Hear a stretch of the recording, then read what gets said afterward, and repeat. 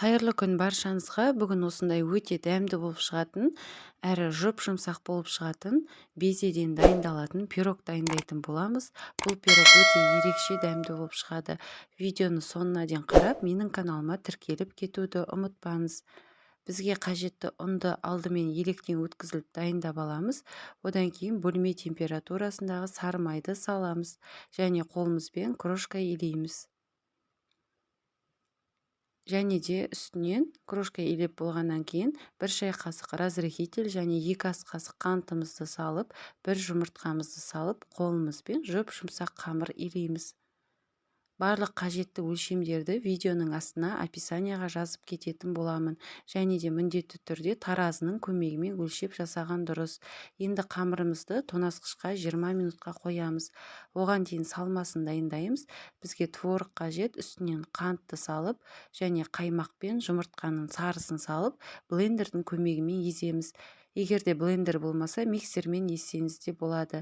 Және де жаңағы қамырымызды формамызға салып орналастырамыз. Менде форманың диаметрі 24 диаметр және үстінен жаңағы дайындап қойған салманы салатын боламыз. Барлығын бір тегіс етіп тегістейміз. Осы уақыт аралығында пешімізді 170 градусқа қыздырамыз. Және де қызып тұрған пеште 30-35 минут көлемінде пісіріп аламыз. Оған дейін жаңағы біз алып қойған жұмыртқаның ағын, яғни белогын миксерлейтін боламыз.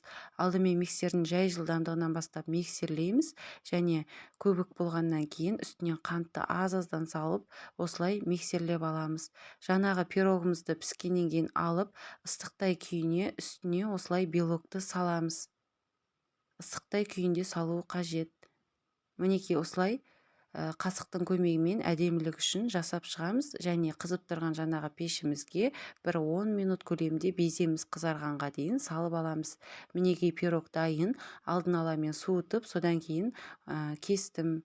Мінекей осындай жұп-жұмсақ, әрі дәмді, әрі нәзік болып шығады.